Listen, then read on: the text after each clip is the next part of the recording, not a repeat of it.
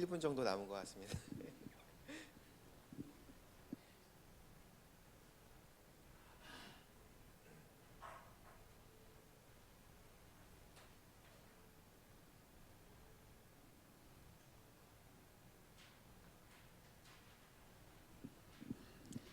안녕하세요. 네, 좋은 아침입니다. 네, 우리 같이 함께 찬양 우리 한 곡 하시겠습니다. 마라나타 찬송가 280장 주님 품의 새 생활 함께 찬양하시겠습니다.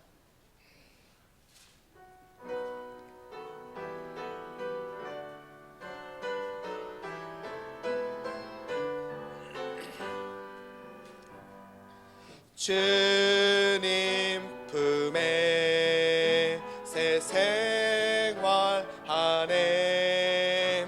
오 영광의 빛 큰 은혜 또 자유 주셨도다. 죄악된 생활 다 사라지고 참 밝은 영광이 내게 빛나네. 주 안에 새 생활 주님 품에 새 생활 하네. 이전 것은 다 지나고 새 피조물 되었네. 주 하나님과 화목한 세상 또 주는 나의 참 생명 되셨네. 주 안에 새 생활. 273장 찬양하시겠습니다. 양자가 됐네. 273장입니다.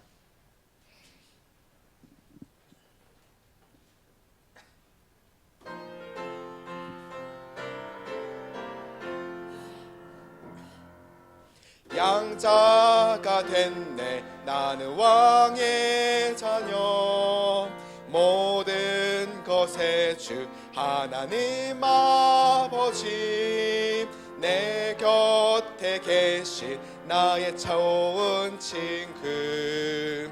하나님 찬양 나는 외롭지 않네.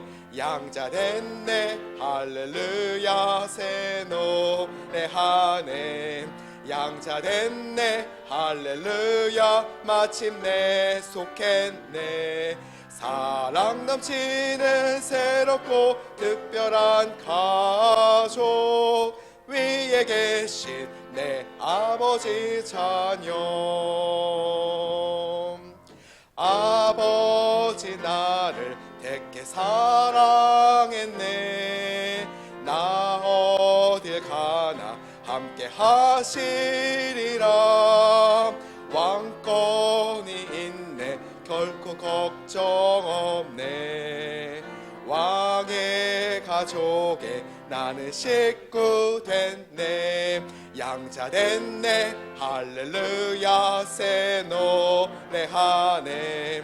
양자 됐네. 할렐루야 마침내 속했네. 사랑 넘치는 새롭고 특별한 가족 위에 계신 내 아버지 자녀. 아멘.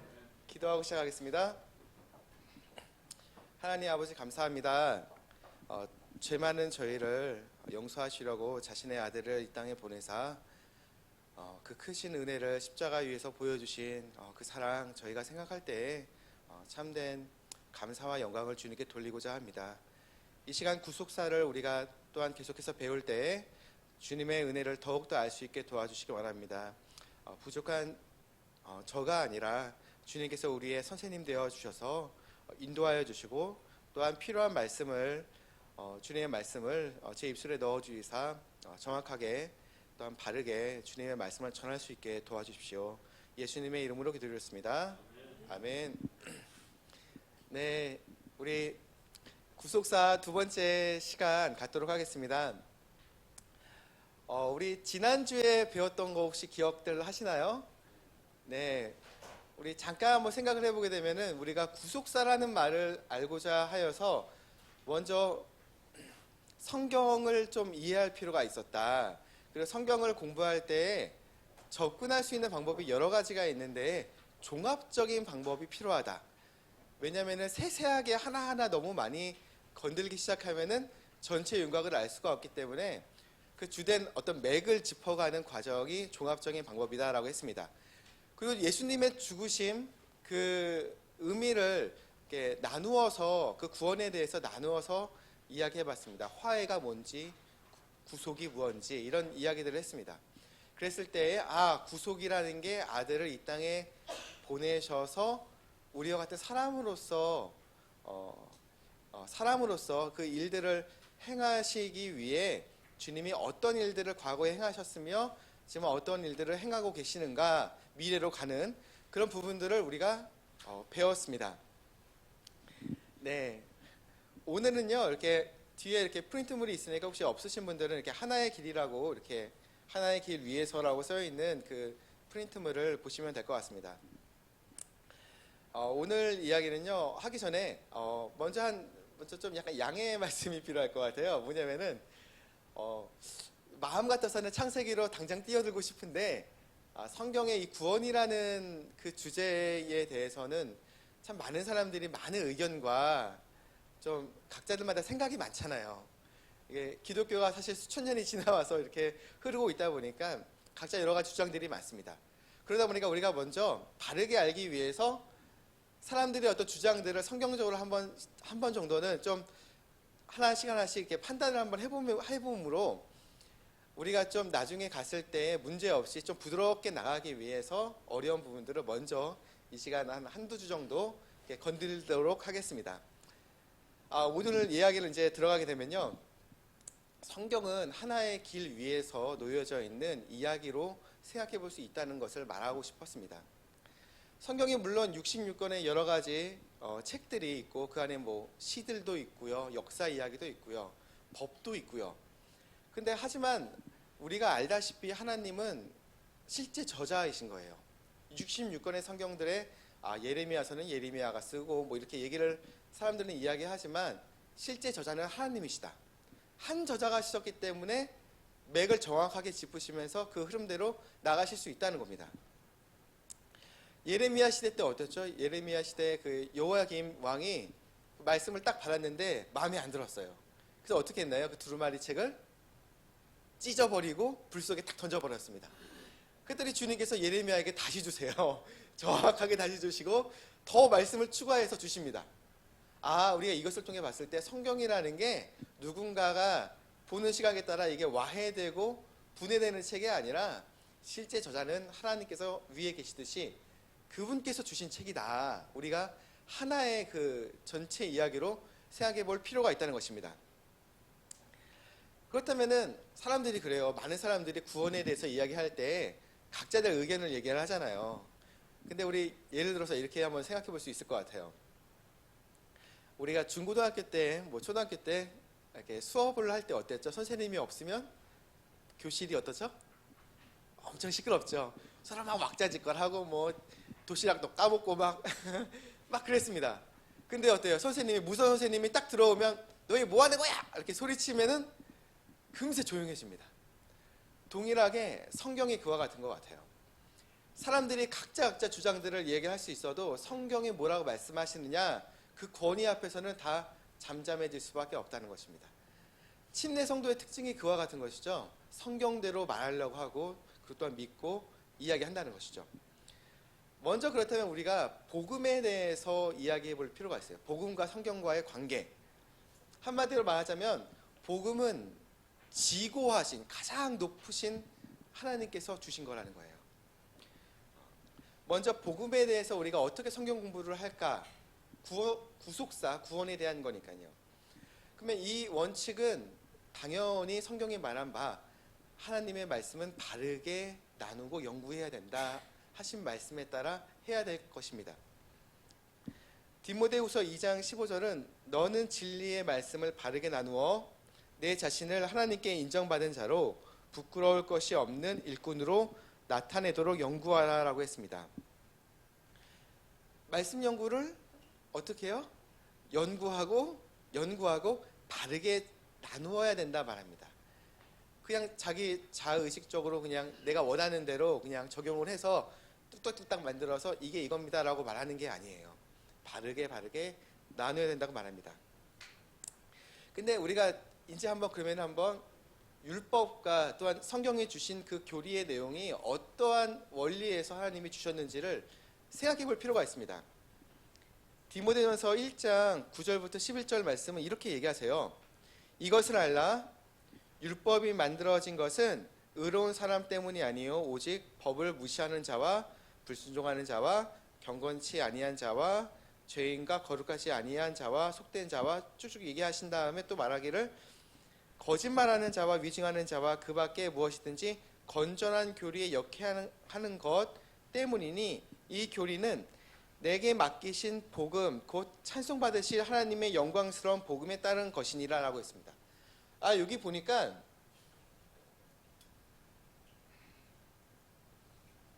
율법을 주셨다고 하고요. 그리고 또한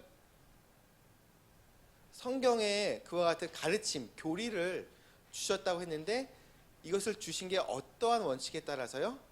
뒤에 말하기를 찬송받으실 하나님의 영광스러운 복음. 어떻게요?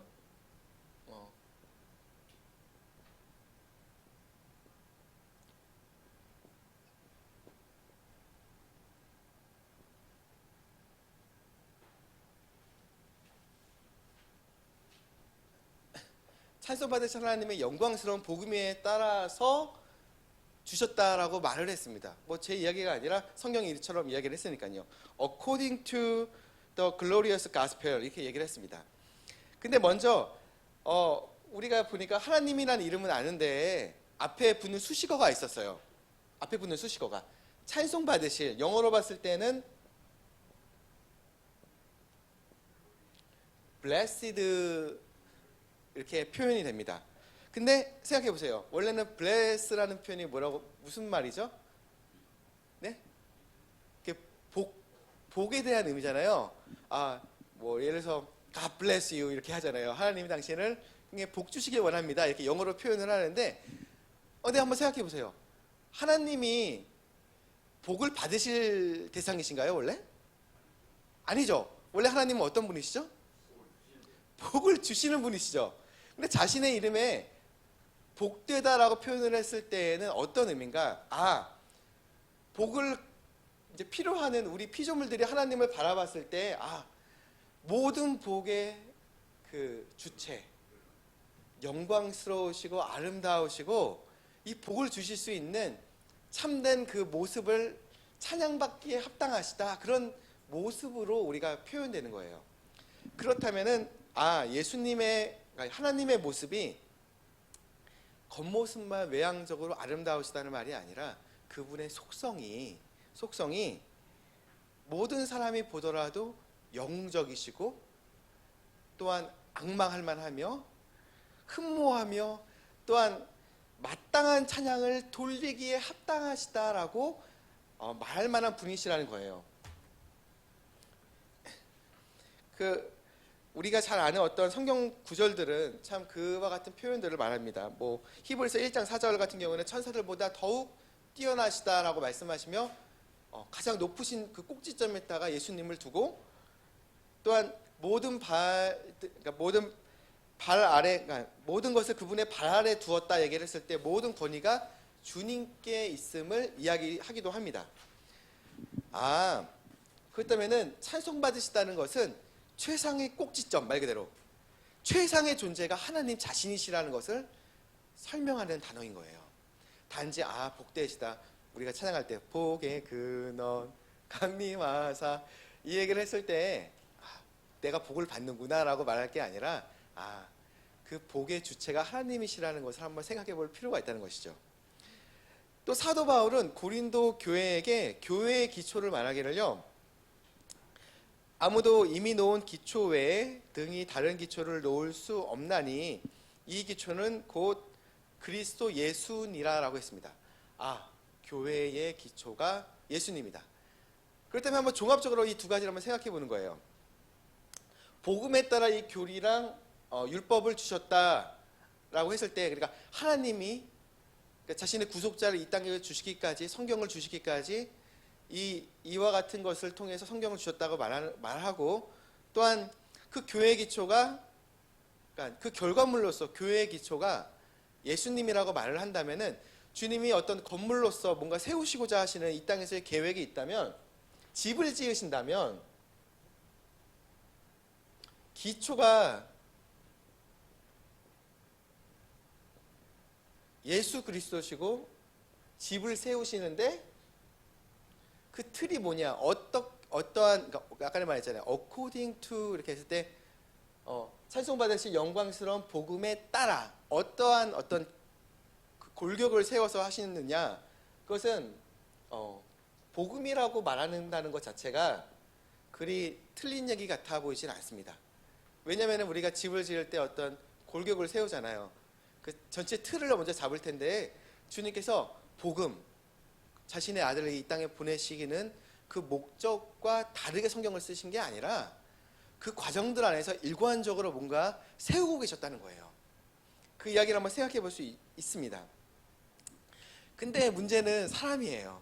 사람은 각자 주관적인 이야기를 할 때가 많잖아요. 온통 시선이 나 자신에게 뺏기기 쉬운 게 사람인 것 같아요.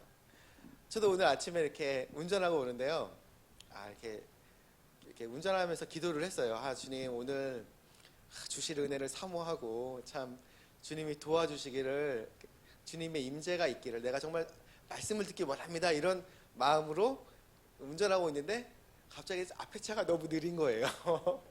옆으로 딱 했는데 옆에 차가 갑자기 누가 딱 들어와가지고 사고 날 것처럼 이렇게 되면서 문제가 딱 생기니까 그 순간 화가 이렇게 쓱 올라오는 거예요, 사람이. 근데 그걸 보면서 주님, 저라는 존재가 이런 존재입니다라고 말했습니다. 이 이야기를 왜 하느냐, 사람들은 하나님은 분명히 일관적으로 이처럼 예수님을 제시하시고 성경을 통해서 복음을 얘기를 하시는데, 구원을 얘기하시는데, 사람들은 인본주의적인 데에, 자기 주관적인 데에 빠지기 쉽다는 거예요. 항상 뭐 생각하는 게 나의 행복, 하나님의 영광보다는 그분의 영광을 위해 내가 십자가에서 정말 내가 죽은 자라고 고백하는 것보다는 나에게 주실 어떤 은혜, 이렇게 그런 것들을 많이 바라기가 쉬운 존재이기 때문입니다. 근데 성경은 한마디로 말해서 인본주의적인 책이 아니에요. 사람의 행복을 주님께서 주시기는 하시지만, 참된 행복은 실제적으로는 하나님의 영광이라는 것 안에 들어있다는 것을 주님은 제시하신다는 거예요. 즉 인본주의, 사람적인 기준의 점이 아니라 하나님 입장에서 말씀하시는 기준이 하나님은 가지고 계시다. 즉 성경을 바라봤을 때요, 그잖아요, 인간적인 입장에서는 갈보리 언덕이 세상에서 제일 큰 어떤 언덕이었으면 좋겠고, 뭐 에베레스트보다 제일 높은 산이었다면, 더 높은 산이었다면 사람들 입장에서 봤을 때 우와, 주님이 저렇게 높은 산에서 행하셨구나라고 하겠지만, 성경은 그렇지 않아요. 갈보리는 굉장히 좀 낮은 언덕, 구름과 같은 산인 거예요. 하지만 주님은 그 산에서 행하신 주님의 은혜와 그 긍휼은 어떤 것보다도 더 높으셨다는 거예요. 최상의 존재가, 이 땅에서의 최상의 존재가 하나님 자신이었음을 증명하셨다는 것. 그런 입장에서는 인본주의적인 책이 아니라, 인간적인 기준에서의 높음을 바라는 책이 아니라, 하나님 입장에서 자신이 어떠한 분이신지를 당당하게 제시하시는 책이 성경이라는 것. 이제는 한번 또 생각을 해보게 됩니다. 그러면 구원의 어떤 중심이 무엇일까 생각해 보게 됩니다.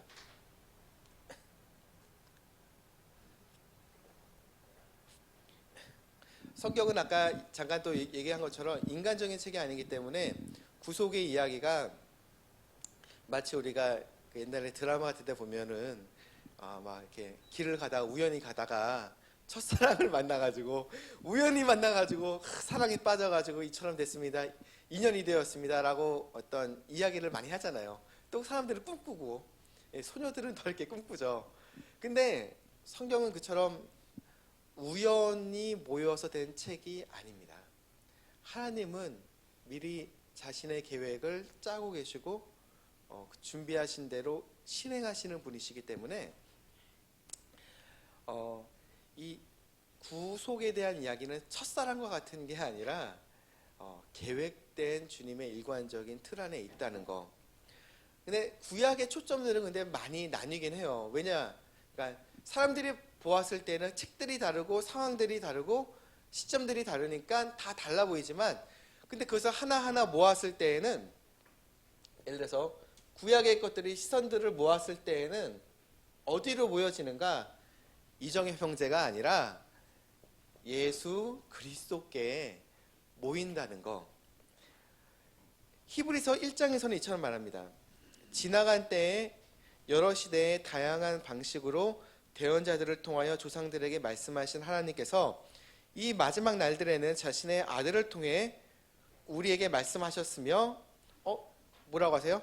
다양한 시대의 다양한 방법으로 대언자들을 통해서 이처럼 시선들이 나뉘었었는데 모아보니 이 마지막 때는 자신의 아들을 통해서 말씀하시기를, 이제 뒷장 설명하기를요, 구속자로 정하시고 또 그분으로 말미암아 세상들을 만드셨느니라.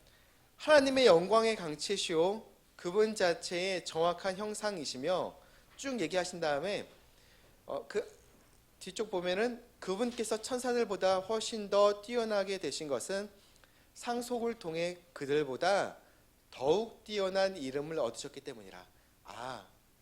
사람보다, 이 천사보다 더욱더 뛰어나신 이름을 얻으신 분이 계시다. 즉 다양한 초점들이 모였을 때에는 예수 그리스도께 모인다는 거예요. 히브리서를 전체 내용을 보게 되면은 예수님은 모세보다 뛰어난 분이시고요, 아론보다 뛰어난 분이시고요, 천사보다 뛰어난 분이시고요. 왜냐? 그분 자체의 형상이시다. 하나님 자체의 형상, 하나님이시다. 이것을 증명하기 때문입니다.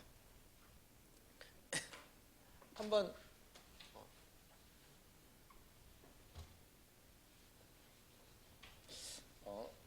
이것을 조금 더 한번 진전해서 얘기를 해보게 되면, 우리가 구약에서 대표적으로 하나님이 얼마나 뛰어난 분이신가를 볼 수 있는 장면이 있는데,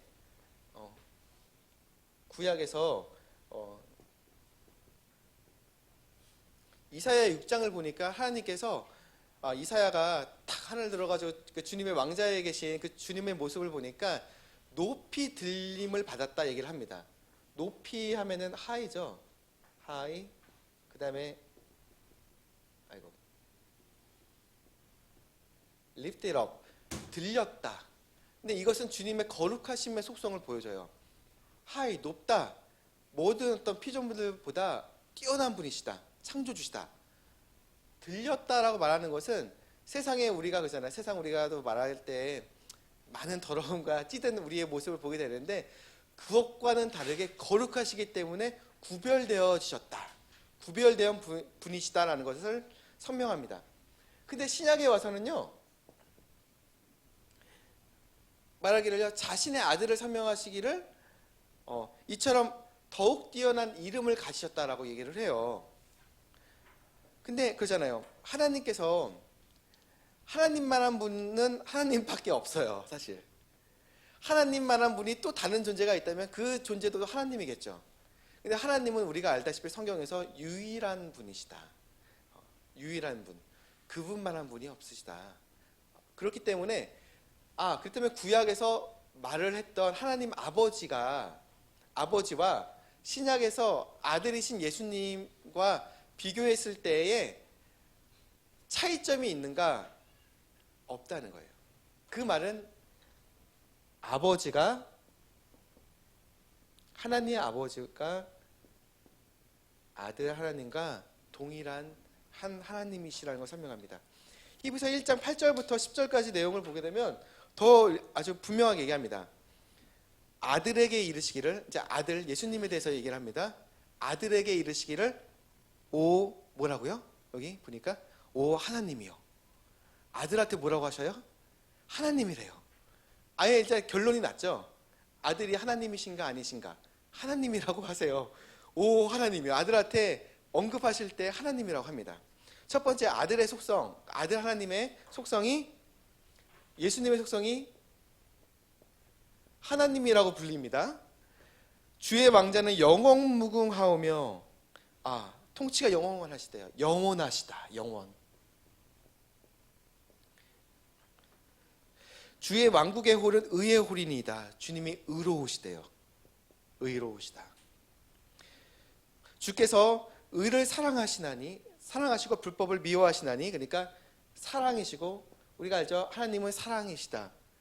또 불법을 미워하신다. 거룩하시다.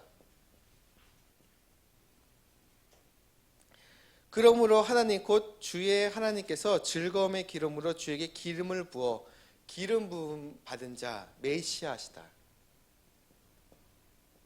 즉 그리스도라는 말입니다. 우리말의 그리스도는 구약의 메시아라는 단어입니다. 주의 동료들보다 높이셨나이다. 홀로 높여지셨어요. 높여지시다. 홀로. 그리고 주께서 처음에 땅에 기초를 놓으셨대요. 기초를 놓으셨대요. 그러니까 우리가 뭐라고 하죠? 기초를 놓은 사람, 우리가 보통 영어에서는 파운더 이렇게 하는데 시작하신 분인 거예요. 기초자 이렇게 굳이 말하면요.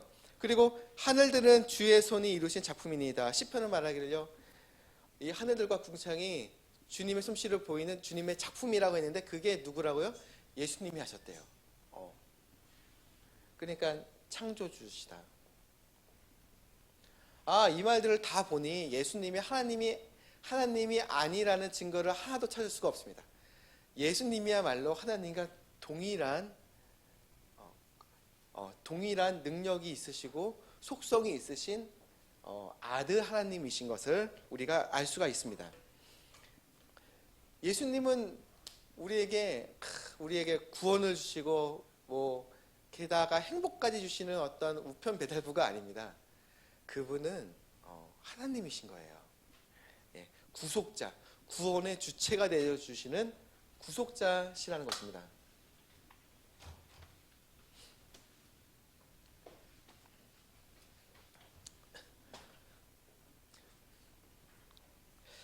근데 우리가 성경을 보게 되면은 성경의 이야기들이 진전해 나갈 때 예전에 구약만 있었던 사람들은 한계가 있었잖아요. 구약을 안에서만 이해하고 받은 말씀 안에서 이렇게 인지를 하니까요. 그랬을 때 우리가 신약으로 넘어와서 그 사도행전으로 넘어갔을 때 어떤 과도기적인 어떤 일들이 있었습니다. 우리가 잘 아는 바 그 베드로가 이렇게 기도하고 있었는데, 금식하고 기도하고 있었는데, 고넬료라는 사람을 하나님께서 이제 천사를 보내셔가지고 그 사람에게 구원을 주시려고 사람을 보내요. 그래서 베드로가 기도할 때 주님이 보여준 게 있으니까 갔습니다. 그래서 그들에게 이제 복음을 전할 때 보니까 성령님이 그 사람들에게 막 임하는 거예요. 그 이방인들에게요. 그랬을 때 침례를 줄 수밖에 없다 얘기를 생각을 한 거예요. 근데 사람들이 이제 문제는 예루살렘을 돌아오니까 사람들이 막 시비가 붙는 거예요. 아니 유대인이면서 너는 어떻게 이방인에게 가고 게다가 침례까지 주냐 얘기를 하는 거예요. 그러니까 이제 자기에 있었던 일들을 쭉 얘기를 하면서 말하기를 주 예수 그리스도를 믿은 우리에게 주신 것과 같은 선물을 그들에게 주셨는데 내가 어떻게 주님을 거역할 수 있겠냐라고 했습니다. 즉 그 구약에 나와 있던 그 유대인들에게 미쳤던 주님의 은혜가 이 신약에 있어서는 우리 이방인들에게까지 주님의 은혜가 미치게 되었다는 것을 한번 생각해 보게 됩니다. 근데 문제가 있어요. 구약 사람들 입장에서는 이스라엘 사람들 입장에서는 이건 말도 안 되는 거예요. 원래는 대표적으로 얘기를 한번 들어볼게요. 요나의 경우에 요나의 경우에 하나님께서 요나에게 주님의 말씀을 어디다가 전하라고 했죠? 니느웨라고 했어요. 니느웨, 아시리아, 아수르의 수도였어요. 근데 그 역사학자들은 그 아시리아를 어떻게 평가하냐면요, 그 당시에 낫지. 느낌이 딱 오죠. 뭐를 했느냐? 성문 열어 그러는 거예요. 예를 들어서 다른 나라에 가가지고 성문 열어 그래요. 근데 문을 열었어요. 그러면 그래, 너희 지금부터 우리 종이야. 그래서 성문 열어 그랬어요. 딴 나라에 가서 성문을 안 열어요. 점령한 다음에요, 좀 잔인할 수 있는데 사람을 꼬챙이에 꽂아가지고 딱 일렬로 길에 딱 쫙 세웠대요. 왜냐? 이거 보고 이 이야기 듣고 웃으시면 안 되시는데 쫙 세웠어요. 그러면은 모든 사람에게 경악을 할 거 아니에요. 테러예요, 말 그대로. 잔인함을 보고서 쟤네한테는 잘해야 돼. 그거를 보여준다는 거예요. 근데 그게 주님 입장에서는 어떠했었을까? 그 사람은 하나님의 형상이에요. 사람이 하나님의 형상인데 하나님의 형상처럼 무참히 짓밟기를 아주 손쉽게 생각했던 그런 사람들에게 사람들이었던 거예요. 그랬으니 요나 입장에서는 저 사람들은 율법도 모르고 율법의 행위를 하지도 않고 언약 안에도 없는 사람들이다. 죽어야 마땅한 죄인이다. 즉 이방인다운 사람들이다 생각했을 거예요. 한마디로 율법도 없고요. 율법의 행위도 없고요. 그리고 보통 할례라고 말하는 주님의 언약 관계도 없는 거예요.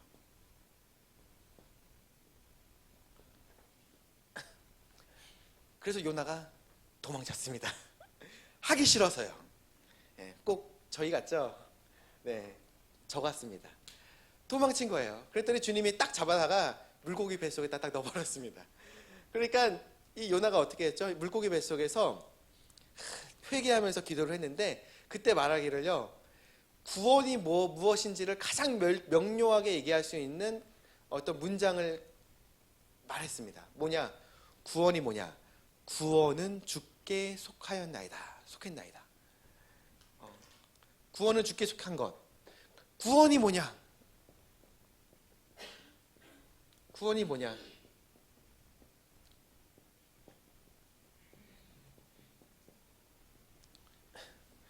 주께 속한 것이라는 거예요. 근데 사람들은 물어볼 거예요. 구약 사람들은. 그래서 주님과 다투는 거예요. 지금까지도. 율법도 없고 행위도 없고 언약도 없는데 어떻게 이방인들에게 주님이 손을 내밀었겠느냐 하는 거예요. 근데 유일하게 자신의 말에 책 잡히지 않는 분이 세상에 있으십니다. 하나님이신 거예요, 말 그대로. 우리가 한 말에 책 잡히죠.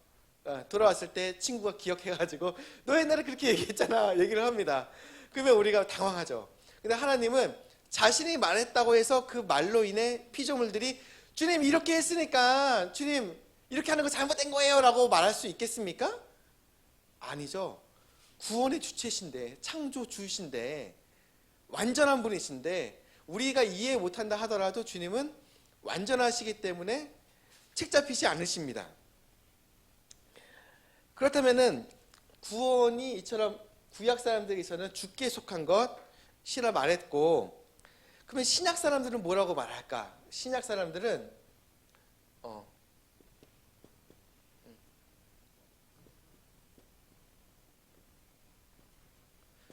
예수 그리스도 안에 있는 거라고 말합니다. 주께 속한 것은 of the Lord, 그리고 그리스도 안에는 in Christ Jesus 이렇게 표현합니다. 영어로는요. 간단하게 설명해 드릴게요. 제 주머니에 초콜릿이 있어요. 초콜릿 안 보이시나요? 초콜릿 있습니다. 이렇게 한번 봐보시죠. 제 손 안에 초콜릿이 있습니다. 예를 들어서 이게 구원이에요. 주님이 주시는 구원. 생각할 수 있잖아요. 근데 이 초콜릿이 구원이라면 구약 사람들은요, 주님께 속한 것, 주머니에 있는 of the Lord, 주님에 속한 것. 제가 가지고 있는 초콜릿이기 때문에 저라는 사람이 준비했다는 그 의미에서 저의 속성을 어느 정도 띄고 있는 것이죠. 구원은 주님이 주시는 거니까요. 주님께 속한 것, 주님께서 가지고 계신 것, 구원.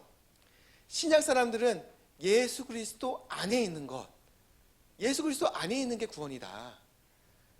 의미가 어떤 면에서는 되게 비슷해요. 그때면 구원받는다는 말을 생각하는 거예요. 로마서에서 말하기를 행위가 없어도 죄인이어도 그러니까 그 구원을, 그러니까 의롭게 여기실 분을 믿는 믿음을 의롭게 이제 주님이 여기셔가지고 주시는 게 구원이다 말합니다. 로마서 4장에서는요. 간단하게 설명을 하면, 제가 이게 구원이 있는데요, 제가 원하는 사람에게 줄 수 있다는 거예요. 우리 선생님, 제가 이쪽으로 해서 선생님께 드릴 수 있다고 생각하시나요? 그러면 제가 드리는 게 행위가 없고 율법의 행위가 없어요. 그렇잖아요. 저에게 뭐 잘해 주시거나 이렇게 하신 게 없어요. 그러더라도 저는 제가 원하는 사람에게 줄 수 있는 게 구원이라고 말할 수 있는 거예요. 로마서 4장은 뭐라고 말하느냐, 이게 얘기를 해보니까 성경 기록이 무엇라 말하느냐, 아브라함이 하나님을 믿음에 그것을 그에게 의로 여기셨느니라 하느니라.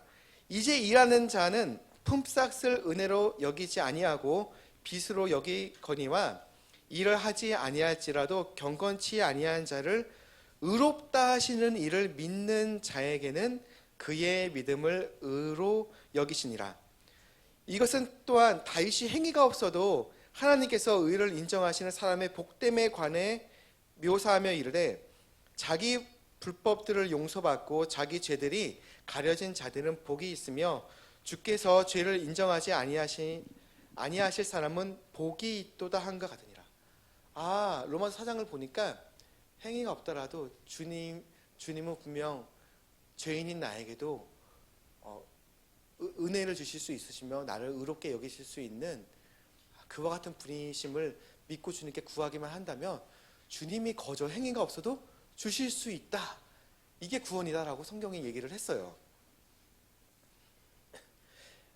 이제 한번 그렇다면은 성경이 이렇게 말하는 그런 부분들을 한번 생각해 보게 됐는데, 즉 찬송 받으실 하나님의 영광스러운 복음의 어떤 그 의미들을 생각했을 때, 복음은 결국 하나님께서 창조주로서 모든 권위를 가졌기 때문에 사람들이 왈구말구 할 것이 없다.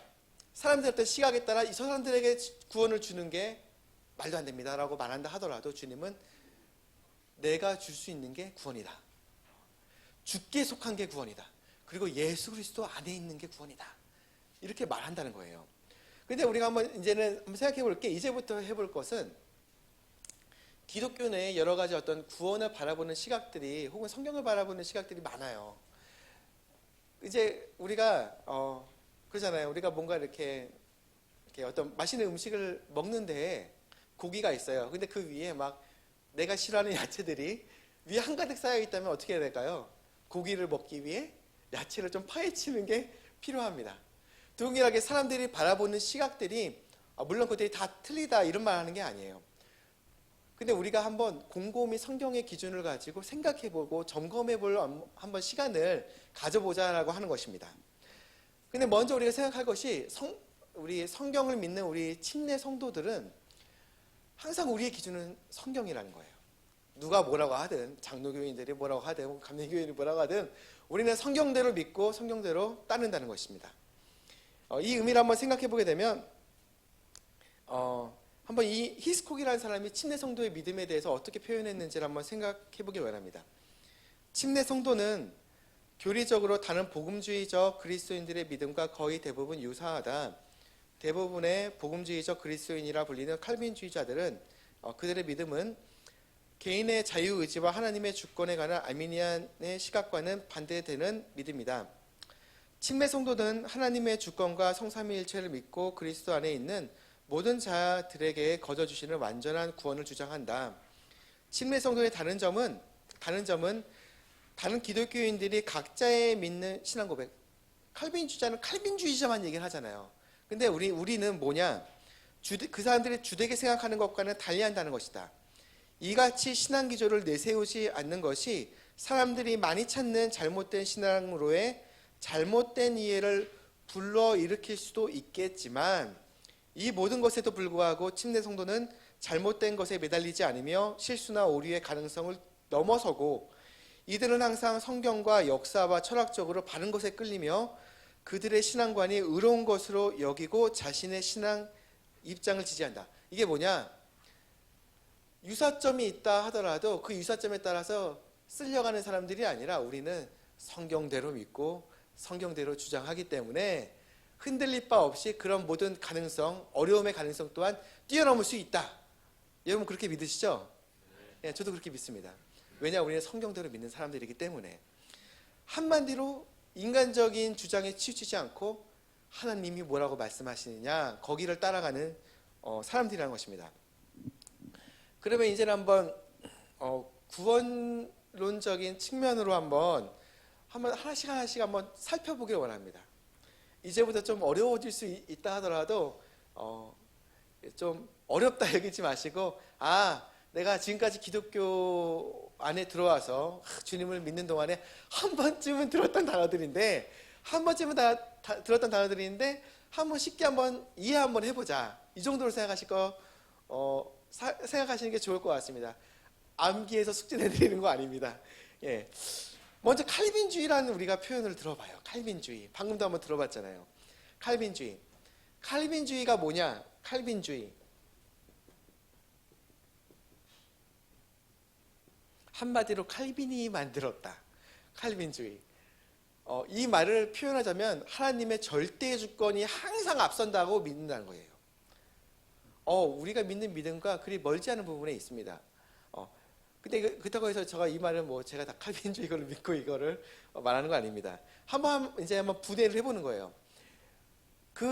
이 믿음에 따라서 이렇게 5가지 교리들이 나오는데 튤립이라고 합니다. 튤립 하니까 뭐가 생각나시나요?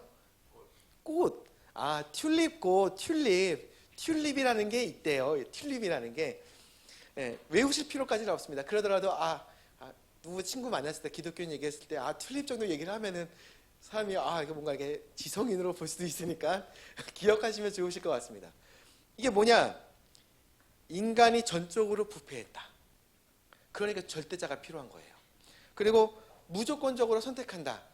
하나님이 이렇게 선택하시는 게 하나님이시니까 그분의 선택이 틀리지 않을 수 있다는 것이죠. 제한적으로 속죄됐다. 이건 약간 결론적인 부분을 먼저 접근한 것 같아요. 구원받은 사람들이 있으니까 구원받은 사람이 있으니까 주님이 제한적으로 속죄하셨나라고 생각한 거예요. 좀 이 부분은 나중에 다시 좀 그런 분별해야 될 부분은 나중에 설명해 드리겠습니다. 또한 불가항력적인 은혜.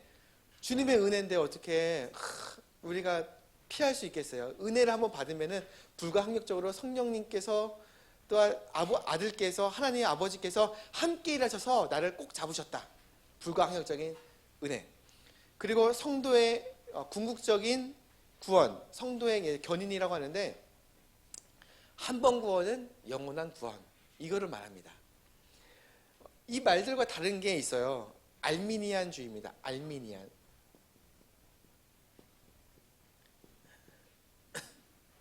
알미니안주의가 뭐냐? 칼빈주의를 곰곰이 들으니까 알미니안 사람이 딱 들으니까 이거 말도 안 돼 얘기를 하는 거예요. 왜냐? 성경에 보니까 회개하라 천국에 가까웠느니라 얘기를 하잖아요. 주님이 회개하고 개인적으로 돌아오라고, 사람에게 돌아오라고 하는데 분명히 하나님의 절대 주권 말고도 인간에게 결단을 내려서 주님께 돌아오라고 하는 주님의 초청이 있다는 거 봤을 때 인간의 자유의지 또한 분명히 필요하다 얘기를 한 거예요. 여기는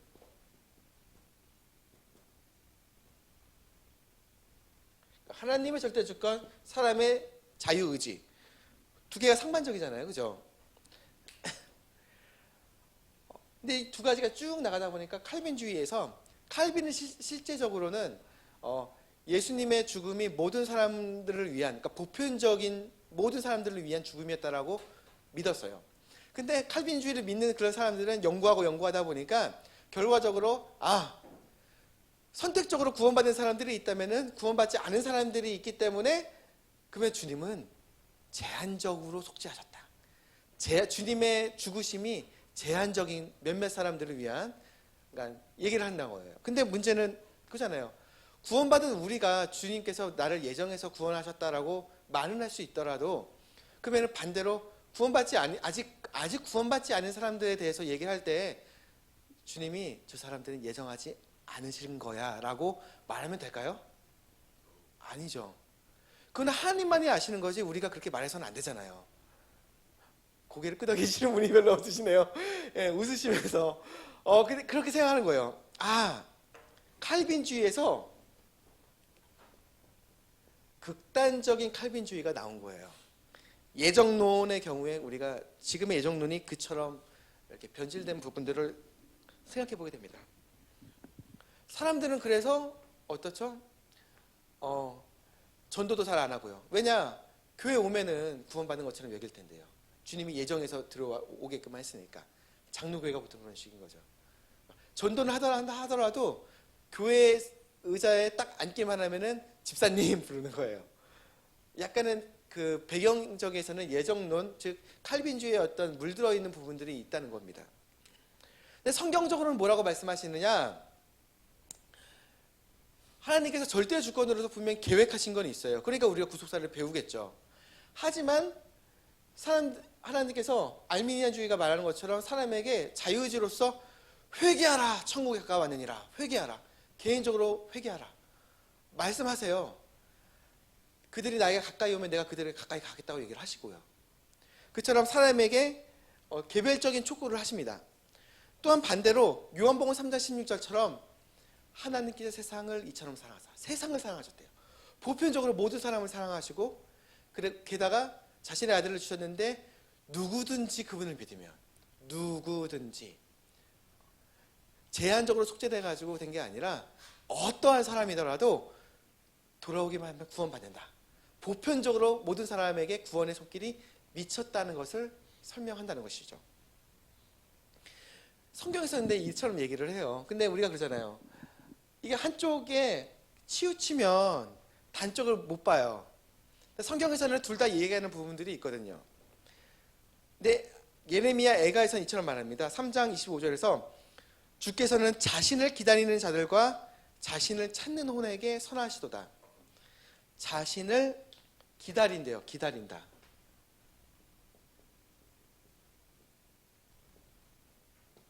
주님이 오시기를, 주님의 주권이 나에게 임하기를 기다리는 거예요. 마냥 기다리는 거예요. 주님이 도와주시기를. 그리고 자신을 찾는 자,